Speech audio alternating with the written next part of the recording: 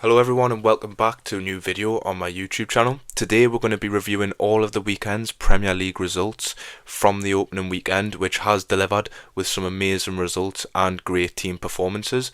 So what I'm going to do for you is I'm just going to cover each game. We'll go through the result, the goal scorers, who I thought played well, and obviously if I got my prediction right from the preview video that I put up before the weekend.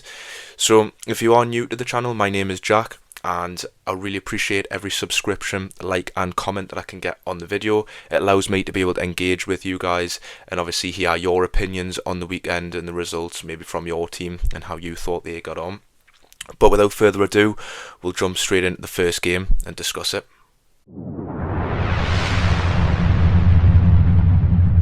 So the first game of this Premier League season was on Friday night. It was between Liverpool and Bournemouth, which was played at Anfield. And Liverpool won the game 4-2, which is a phenomenal result. But actually, I predicted Liverpool to win. I predicted Liverpool to win comfortably. Bournemouth obviously had a bit of a rebuild over the summer. They've lost a lot of the defence. They lost Dean Huijsen, they lost Ilya Zabani. They obviously lost Kepa and Milos Kerkez. Milos Kerkez, who had joined Liverpool in the summer. So they had to rebuild the defence basically from scratch. So I thought it would be a difficult game for the first game of the season to go to Anfield on Friday night and get anything. But actually, the scoreline wasn't necessarily the story of the game. Liverpool did go 2-0 up through goals of Hugo Ekitike and Cody Gakpo. And then Bournemouth had a resurgence. They fought back 2 goals from Antoine Semenyo and brought it back to 2-2. And then Liverpool won the game late on with 2 late goals from Mohamed Salah and Federico Chiesa. So Liverpool played well throughout most of the game and probably deserved the win. Obviously, there was an incident which we're not going to go into too much detail on because we don't know a lot about it. But obviously, an incident involving a Liverpool fan and Antoine Semenyo. But the more story of the game would be Antoine Semenyo continuing to play, and to get 2 goals to bring his side back into the game was quite remarkable. So yeah, Bournemouth look as strong as they did last year to try and fight and get a result at Anfield, and obviously it was always going to be difficult for them.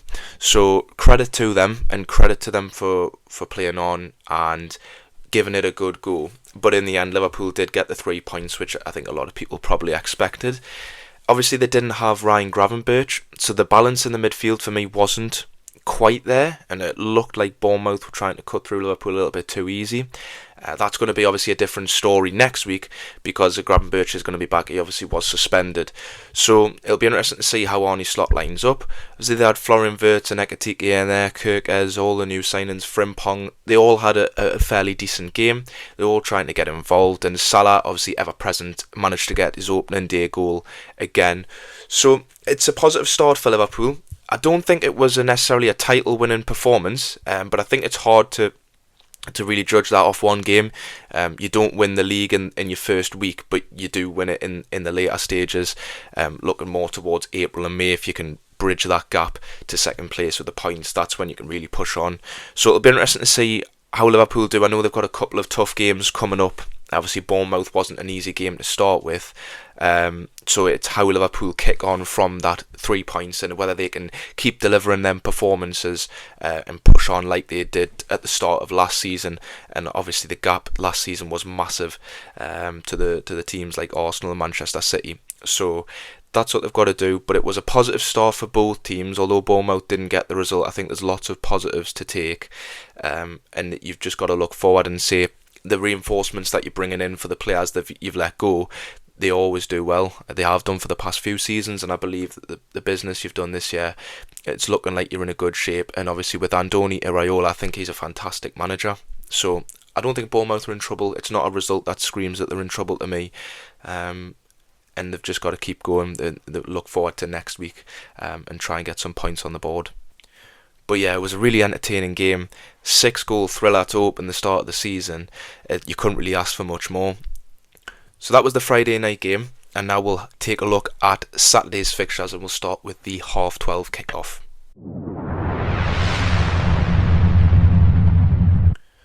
So the 12:30 kickoff was the first of two goalless draws this weekend, and it was played out between Aston Villa and Newcastle at Villa Park. It was still an eventful game in the sense that Ezri Konsa was sent off as a last man challenge for bringing down Anthony Gordon.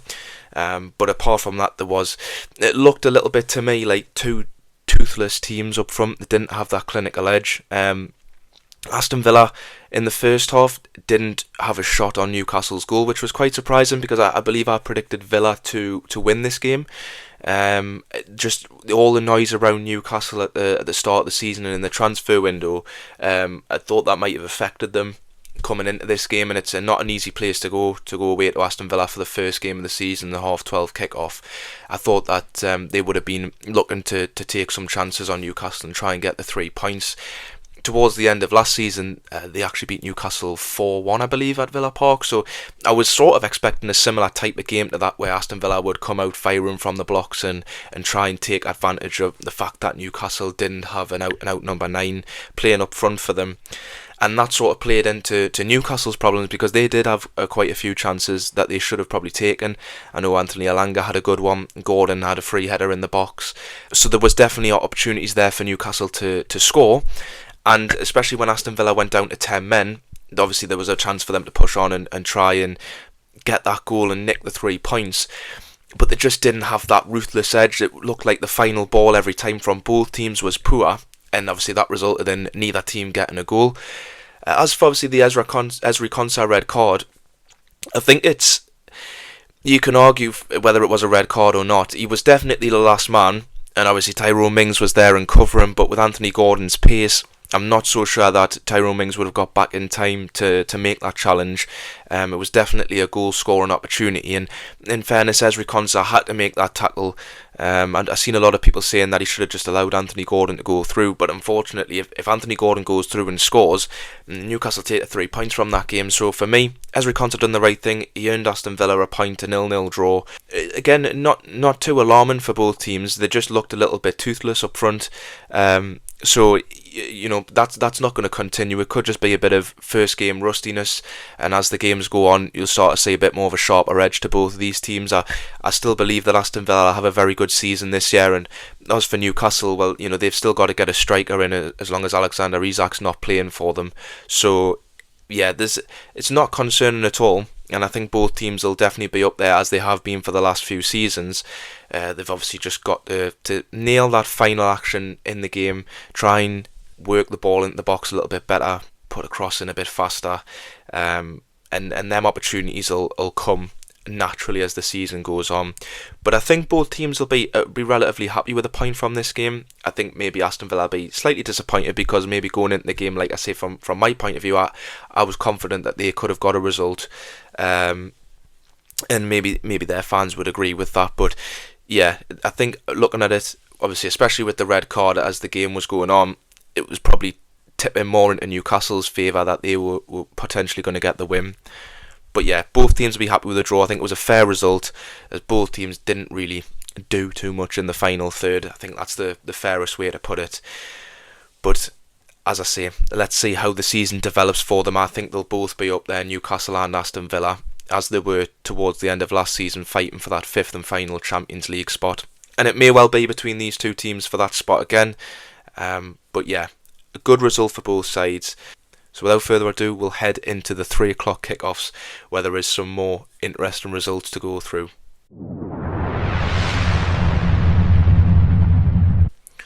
So the first 3 o'clock kickoff was Brighton and Fulham that we'll go through. Brighton drew 1-1 with Fulham, and I believe I said that Brighton would win. And they were very close to, if it wasn't for Rodrigo Muniz 97th minute equaliser, cancelling out Matt O'Reilly's opener for Brighton with a penalty in the 55th minute.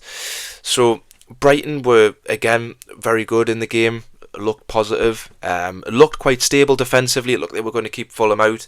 I know Fulham had a lot of chances that they didn't put away, and it almost looked like the game was just teetering out towards the end.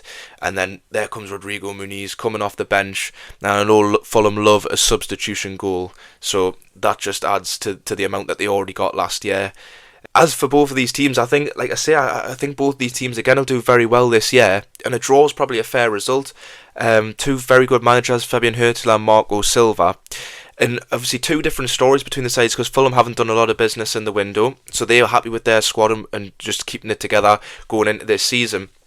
Brighton have obviously brought in a lot of reinforcements, whether that's to plan for players potentially going next year. Obviously I know they've let go of a couple of players this year as well, Joao Pedro and Purvis Estupiñán, but they've replaced them really well. And a draw on the opening game, I think it's important to not lose your opening game, especially for both of these teams. I think they could be outsiders pushing on into them European places, which I mentioned in the preview, and I think they both made a good account of themselves. Obviously, Fulham, I know, had been looking to maybe let go of Rodrigo Muniz if the right bid had come in. Maybe they'll be re-evaluating that, because obviously he's come on and he's saved them a point with a last gasp equaliser. So, a very good result. I think Brighton will be slightly more disappointed with the result because they played so well, and obviously they got so late into the game and conceding. It's not what you want to see. Yeah, Brighton will be slightly disappointed, but they played really well, and there's positives to take from the game. So you've got to go into that and you've got to say, look, they've got some difficult games coming up, but if they continue to play the way they did, then I've got no doubt that they'll get the results. And as for Fulham, I know they play Man United at home next week. That's a possibility for them to maybe take another couple of points from the opening games. They get it if they get a draw there, and I think if you had to set them, well, you get 2 points from Brighton away and Man United at home. I think they probably take that. It's all about just accumulating points over the season, and two evenly matched teams, so a draw is a fair result. I got it wrong, because I thought that Brighton may have just had a slight edge on them with them being at home for the first game of the season, but they were very close to getting the 3 points and getting a clean sheet as well. Yeah, good result, and maybe Rodrigo Muniz has staked a case to start that Manchester United game next week after grabbing that last gasp equaliser and saving Fulham from an opening day defeat. Obviously Marco Silva has something to think about. He's got two quality strikers there in Raúl Jiménez and Muniz, so there's a decision for him to pick which one he wants to go with for next week. But I think, yeah, a good result for both teams, as I've said before.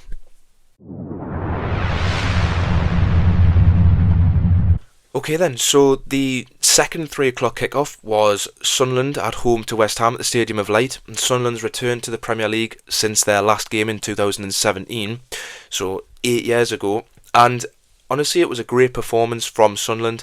West Ham looked a little bit lacklustre, especially in the second half. Obviously that's where Sunderland got all 3 of their goals. So the goal scorers Eliza Mayenda, Dan Ballard and Wilson Isidore in the 92nd minute. I thought in the first half, Sunderland and West Ham both looked evenly matched. It was 0-0 going into half time. Obviously Sunderland were putting a good account of themselves, and West Ham had a couple of chances that they could have taken. And then it was the clinical edge in the second half. West Ham didn't really create a lot. I know they tried bringing Callum Wilson on, and he had a slight chance, but apart from that, they just, again, they looked a little bit toothless, and obviously that's, they didn't get a goal in the end, and Sunderland ended up scoring 3. West Ham had a lot of the ball, but Sunderland done exactly what they needed to do. They come into the Premier League, set up defensively sound, and counter-attack, and that's exactly the game plan that these promoted teams need to come into the Premier League with. They can't come into the Premier League and try and play football from the back, because we've seen Burnley try and do that before. We've seen Southampton try and do that last year.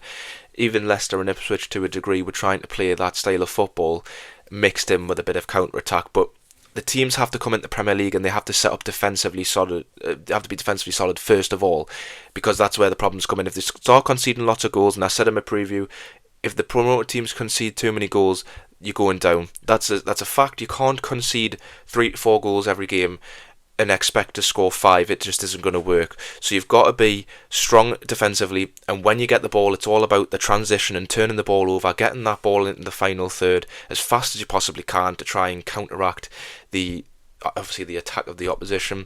And I think Sunderland done that excellently against West Ham, and they took their 3 chances clinically, and it was a great result for them. First win, first game of the season, first game back in the Premier League in 8 years. I don't think Sunderland fans could have asked for much more. Again, it's a little bit difficult to say, a bit like what I mentioned about Liverpool before. They haven't won the league in the first game. Sunderland haven't survived relegation in the first game of this season. They've got a long way to go. It's a long season, 38 games. But it's positive, and it's going to give the fans confidence going into the next few games. I know they've got Burnley and Brentford. So again, that's 2 games where they'd probably be looking at that and they'd be thinking, well, we could pick up another couple of points, another couple of wins there. And then before you know it, you're on the up, and then surviving relegation looks possible. So it's definitely a great result for them. A lot of the new signings got game time. And I think they've bought really well this season, Sunderland. I said in the transfer review video that I thought they'd done really good business. They've improved multiple areas across the pitch. So yeah, it was a good performance from Sunderland. I would start to see a little bit concerned for West Ham. Obviously, they had Graham Potter in last year, and he'd done enough to keep them up. But I don't think West Ham fans were convinced by the performances that they were seeing, and I definitely don't think they'll be convinced by the performance they've seen on Saturday. It's a bit disappointing from them. So they've got to take that as motivation going into the next few games. And again, they've got a difficult couple of fixtures coming up. They've got Chelsea next week, so to get a result from that would be difficult. But they've got to try and get points on the board somewhere. So it could be starting with Chelsea, but they have to be seen to be a little bit more ruthless in front of goal. And the difficult thing for West Ham is they lost Mohamed Kudus, and it feels like they haven't really replaced him. I know they've got Jared Bowen in the side, and he's a fantastic player, so they've got to rely on him for the goals. And obviously, I know Nicholas Fulkrug had a good pre-season. I was expecting him to maybe have a good start this year, following on from them pre-season games, but it just didn't seem to click for one reason or another in that game against Sunderland. So they just have to forget about that and move on to the game next week, and obviously try and put out a slightly better performance. Because, like I say, the first half was all right from West Ham, but the second half was definitely one to be forgotten about, I think. But we'll have a look at the final 3 o'clock kickoff.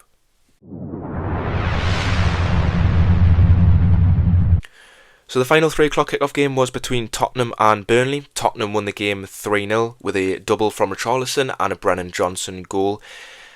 So again, this one, it was as expected. I believe I predicted Tottenham to win the game. Burnley, coming into the league as a promoted team, it was always going to be a difficult game for them, and their start of the season is horrendous. I think they play a few of the big teams in the opening games of the season. Tottenham was one of them, so a 3-0 result is probably as expected. A couple of goals from Richarlison. It's good to see him getting a start. I know Dominic Solanke hadn't really featured in many of the pre-season games, if any. I can't remember if he featured in one of them. So to see Richarlison getting on the score sheet with a couple of goals is great. And obviously Brennan Johnson as well. They brought in Mohamed Kudus, as just mentioned, from West Ham. So it was interesting to see what Thomas Frank's system was going to be going into the season. Whether he was going to play Brennan Johnson off the right and Kudus off the left, or vice versa. Obviously they've let go of Son Heung-min. So yeah, it was going to be interesting to see how he was going to set up, and the system worked perfectly. We've seen at Brentford when he was there, they always played, and the wingers were always involved in the goals, so it's obviously continuing that on into Tottenham's DNA as well. As for Burnley, like I say, they tried. It's just difficult to try and compete when you come up. They had quite a good window, I think, in my opinion, but it's still difficult to see them trying to push on and stay up when you look at the other 2 promoted teams. We just mentioned Sunderland before. We're going to be going on to Leeds later on in the video, and they obviously got positive results, which we'll touch on. But yeah, Burnley, difficult game. Tottenham played well. Nice to see Thomas Frank settling in well at Tottenham and getting a win on his first game. Obviously Scott Parker's got work to do, and he'll know that. It's just really difficult to see them trying to push on and survive relegation this season. Not too much to mention from Burnley. Obviously, like I say, they've got the game at home next week against Sunderland, so that is a massive 6-pointer. Even this early in the season, you've got to be trying to pick up points wherever you can get them, and they'll be looking at that game saying, we come up promoted with Sunderland, and we have to try and get that result. I think you could just write off the Tottenham game, because Tottenham were fantastic, and Thomas Frank is an exceptional manager. So yeah, he's got that system locked down, and Tottenham could be on for a very, very good season this year. They're obviously in the Champions League, so they've got to contend with the Premier League and the Champions League when the fixtures come out next Thursday, I believe.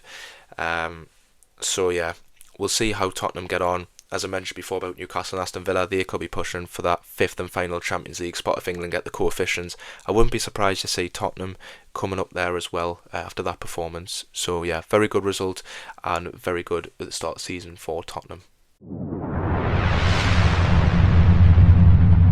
Okay, so the 5th and final game on the Saturday, the 5:30 kickoff, was Manchester City away at Wolves at Molineux.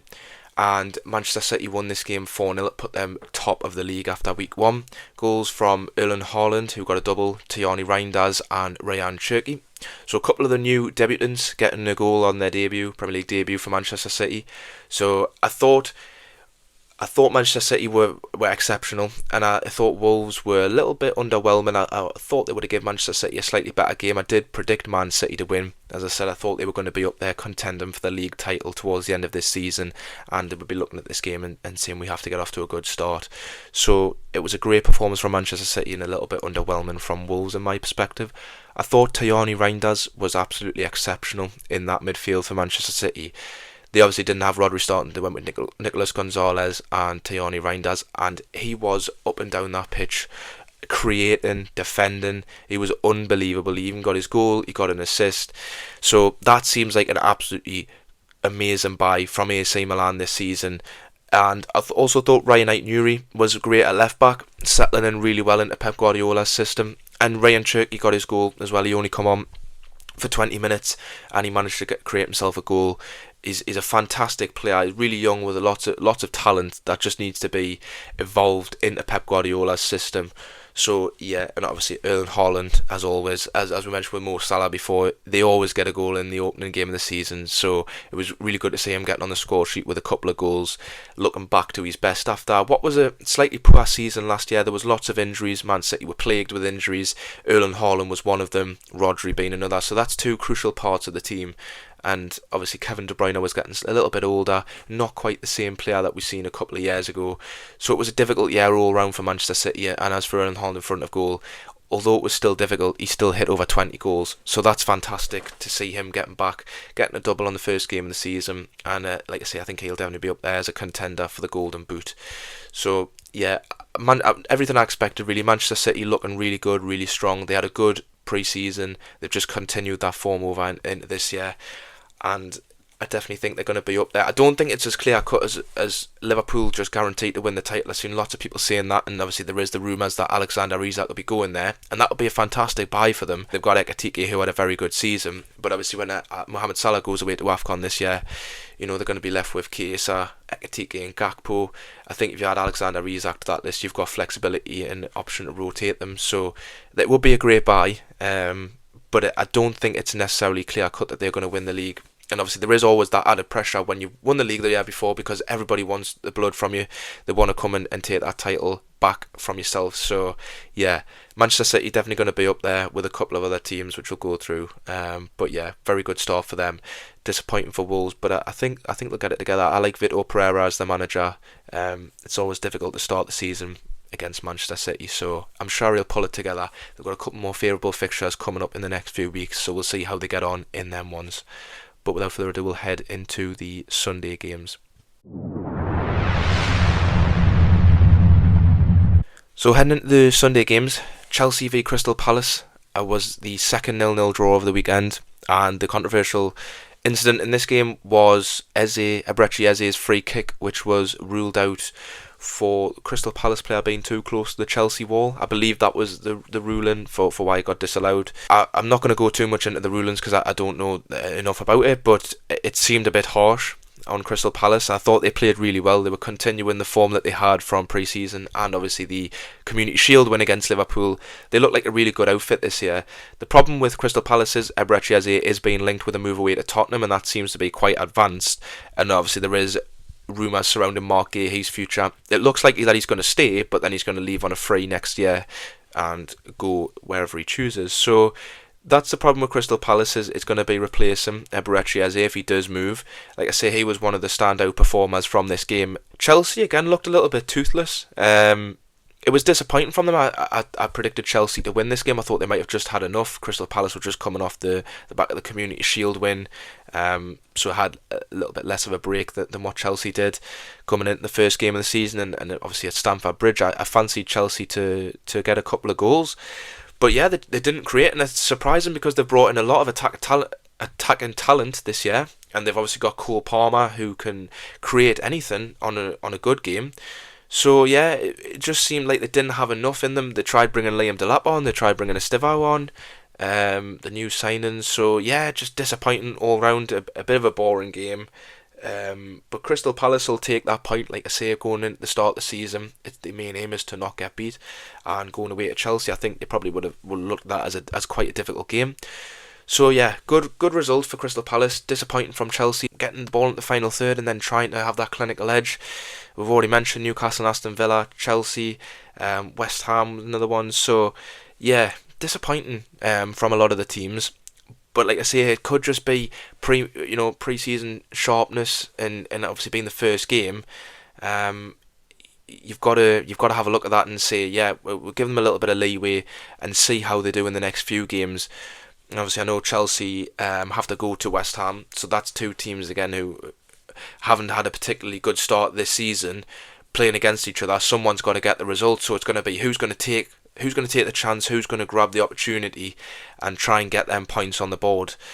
But as for Crystal Palace, I think, as I said, they're going to be on for a very good season. There's a few teams in the mid-table range who might push on and try and break into that European spot this year.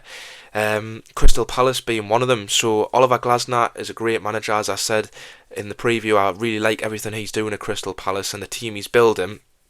It's how he's going to be able to adapt if they do lose Eberechi Eze, because he is the main focal point of that team. Everything goes through him in terms of creativity, and I know they've got other players, Ismaila Sarr, John Philip Mateta, clinical players, but are they going to be clinical if they can't get the ball to them with the chance creation that Eze produces? So yeah, that's going to be interesting to see how that develops over the season. And then we've also got the Nottingham Forest versus Brentford game, which was the other 2 o'clock game on the Sunday. So Nottingham Forest won 3-1. There were some interesting comments from Nuno, the manager of Nottingham Forest, going into this game, saying that he didn't think Nottingham Forest were ready, or they had a poor pre-season. They definitely looked toothless in pre-season, I'll give them that. They didn't score enough goals, but they definitely did in this game. 3 goals, 2 from Chris Wood and 1 from Dan and Doy, which is a new signing from Bologna. And then Igor Thiago scored the penalty for Brentford to get them a goal back in the game. So it was dominant all round from Nottingham Forest. As I said in the preview, Keith Andrews has got a hell of a job on his hands. He's got big boots to fill, and this will probably be a result he was avoiding in the first game. He didn't obviously want to be heavily beat, and unfortunately they were. But Nottingham Forest had a very good year last year, and there's question marks around whether they can continue that this season. I absolutely think they can. I think they've got a fantastic squad. They've kept a hold of Morgan Gibbs White. Yes, they've got rid of Elanga, but they've replaced him with Dan and Doy, and he's got a goal on his debut. So it just goes to show, if your recruitment's in the right place, of course you can sustain the result you got last year. And I don't think any team can be written off this season after the results we've seen in the opening week. Anything is possible. Chris Wood is continuing on his form from last year with a couple of goals. He's definitely going to be firing goals in, because the system that Nuno plays is built around Chris Wood. It's all about chance creation and getting that ball into the box, whichever way you do it, and he's going to be there to put the ball in the back of the net. So 2 goals for him is fantastic to see. He's really enjoying life at Nottingham Forest. Last season was fantastic for him. He hit numbers that he hadn't hit for a long time. Probably the last time he'd hit them was when he was at Burnley. So yeah, fantastic for him. Great result for Nottingham Forest. It's great to see them kicking on and following on from last season. Obviously, they've got the Europa League to contend with this year. So when that starts to kick in, we'll see how Nottingham Forest get on.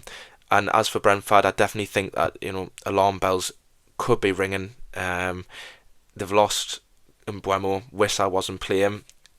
There's rumours coming out at the moment that Brentford are not into negotiations for selling Yohan Wissa, which you can completely understand, because you want to have your number 9 at the club. You want to keep your number 9 playing and keep him sweet.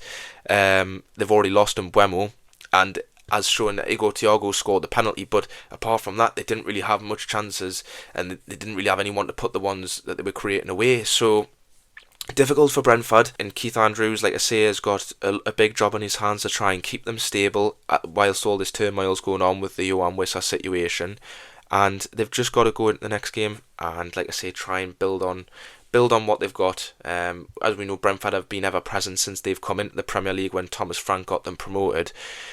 So they won't want to go back down. Nobody wants to go down, but I do think they will be down and fighting in them places. And with a couple of the promoted teams getting results on the first game, it's definitely going to make it interesting to see if we will see one of them survive, and if a Premier League team will go down, who that will be. So yeah, disappointing for Brentford. It's a shame to see them at the moment in a little bit of turmoil. but I'm sure they'll come out of it the other side, as I say they always do. There's a lot of teams in the league who can sell their best players and reinvest the money well, and obviously we've got to hope that that's the case for Brentford this season. So the 4:30 kickoff on the Sunday was Manchester United hosting Arsenal at Old Trafford, and Premier League classic. I mean, I can't believe when the fixtures come out that this was an opening day game. It was honestly an absolutely sensational game. Man United played really, really well, and Arsenal managed to get the result. They won 1-0. Ricardo Calafiori with a corner goal. Onana was left out the squad from Ruben Amorim. He admitted there was no injury there.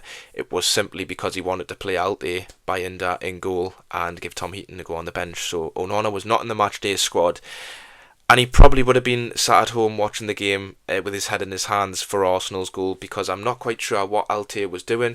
I mean, when you're given a chance to play for Man United in goal, you've got to take it with both hands, and unfortunately, he didn't. It was a bit of a calamity. There was obviously complaints that the goalkeeper was fouled, but in watching the replay, it was just it was an error. It was a mistake, and Arsenal pounced on that, and that was the only goal of the game.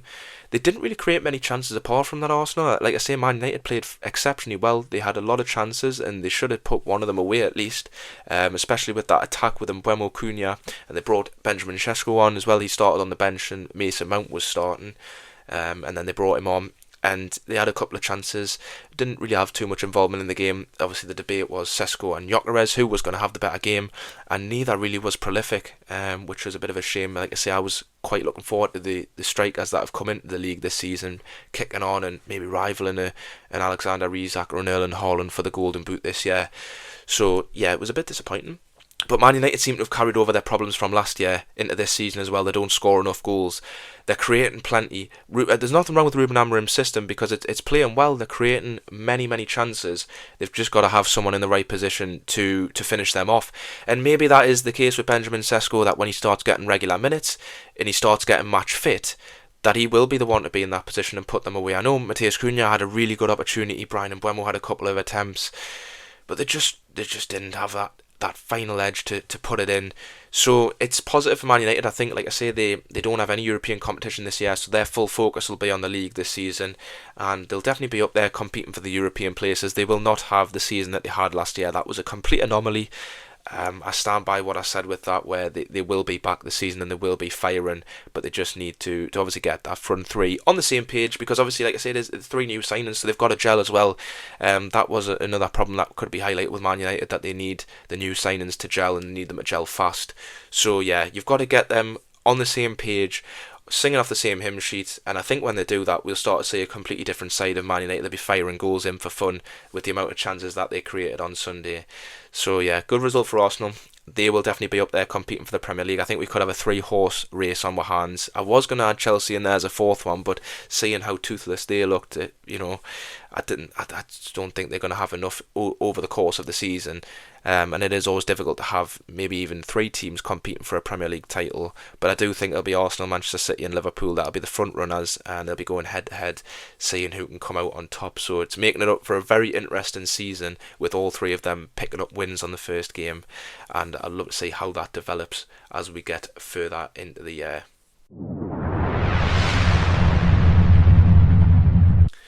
Okay, and the final game was last night, Monday night's game, Leeds hosting Everton at Ellen Road, and what a fantastic performance and result from Leeds United. Lucas Nemeka with a penalty in the 84th minute after James Tarkowski's handball, which was definitely very controversial. David Moyes was obviously evidently not happy that the decision was given. It's a difficult one because obviously his arm was down by his side, and obviously the rule is if the arm's in a natural position, then the penalty will not be given. However, it was James Tarkowski had leaned or twisted his body in a way that his arm blocked the ball, and that was the reason why the penalty was given. Besides from that, Leeds performed really well. They dominated Everton from start to finish. The first half, Leeds were absolutely all over them and probably could have scored 2 or 3 goals alone in that half, and they continued that in the second half. Everton got progressively better as the game went on, but yeah, fantastic for Leeds. I believe I predicted a draw in this game. I may have said Everton to win. Again, it was just difficult to see the promoted teams coming in and doing what they've done. Two of them have won and kept clean sheets, so that's a fantastic start for both of them. And like I say, Leeds, who won the Championship last year, they want to be coming into the league and starting well, trying to break that gap from the Championship to the Premier League and survive the relegation. And I think they've made a case for it. Like I say, it's difficult, as I said with Sunderland. I thought Everton would have a very good year, and I still think they can. But they've got to get better at creating chances, because they really didn't have a lot in that game, and Leeds had by far and away more chances and should have been a bigger scoreline. I think the scoreline flat as Everton, the fact that it was 1-0, and they could have even come away with it from a 0-0 draw had Leeds not have got the penalty. It just didn't look like they were going to score, despite the amount of chances that they were creating. So yeah, a great result for Leeds, a great start of the season for them. They've got a difficult game next week away at Arsenal, so it'll be interesting to see how they approach that game. Daniel Farke said after the game, we're not going to be naive, and we're not going to try and play a certain way that a lot of teams have done in the past, but we are going to play with our Leeds DNA, and we are going to try and take as many opportunities as we can. And I think we've seen the Leeds DNA last night. The atmosphere was fantastic at Ellen Road for that Monday night game. So yeah, positives to take for Leeds. Not alarm bells for Everton at all. They come up against a very good opponent, and I think also with the promoted teams, when they're playing at home in the first game of the season, it's always going to be difficult because the atmosphere is roaring. We've seen at the stadium, like we've seen at Ellen Road, two iconic stadiums, two stadiums where when it's bouncing, it's very difficult to go there and get a result. So yeah, I wouldn't take too much away from it for Everton. They've just got to go into the next few games and try and get the results on the board and push up the table, because as we've seen last season, they started a bit slow and then they really kicked on when David Moyes come in. And that's why I was expecting them to have a slightly better year this season, because David Moyes is in from the start. He's had them with pre-season. They actually had a very good pre-season over at the summer series in America. So yeah, we'll see how they do as the season goes on. I still have confidence that they're going to do very well this year. And as for Leeds, them and Sunderland have staked a case for potentially staying up and breaking the gap, breaking the consistent relegation that the three teams that come up will go back down. I think we could have a surprise on our hands from one of them teams this season. Who it's going to be, we don't know. We have to see how they both get on as the season develops. But it was a very, very good performance, really encouraging from Daniel Farke's side. And yeah, we've got to see how both of these sides get on as the season develops. Okay then, so that is all of the 10 Premier League games. All 20 Premier League teams have played, and we've covered the results. We've covered who I thought's done well, obviously the goal scorers in each game, and obviously what that result means going into the future games of this season. I think it's been an absolutely emphatic start to the season. As I said in the preview, the Premier League is one of the best leagues in the world, and this is why, because you can never predict what's going to happen exactly in the weekend. There's always a shock element to it. Anything can happen going into the next few games, so we've got to keep our eyes peeled and see who is going on to, potentially win the league, who's going to be down there fighting the relegation battle, the Champions League push, the other European spots. If England do push on and get the coefficients again, you want to see who's going to push on from that mid-table and try and stake a case to get into the Conference or the Europa League. So yeah, it's been fantastic. Really appreciate you tuning in and joining the video today. I'd really appreciate if you engaged in the comments and left a comment on your team's results, how you thought it went this weekend, and obviously what you're thinking for the season going forward. I'd really appreciate if you hit the like button and subscribe as well, just whilst I'm trying to build the channel up. I've been trying to get more regular videos out there for yourself, especially with the football content and the football season coming back. We need to really crack down and get all of the previews and predictions and reviews out in sufficient time. So thanks very much for watching. I'll be back with the Premier League preview for week 2 fixtures, and we'll go through and see the matchups and who I think is going to win. Obviously we can base that now off what we've seen from this weekend and who I think is going to have a very, very good season. So thanks very much for watching. Take care of yourself, and I'll see you in the next video later on in the week.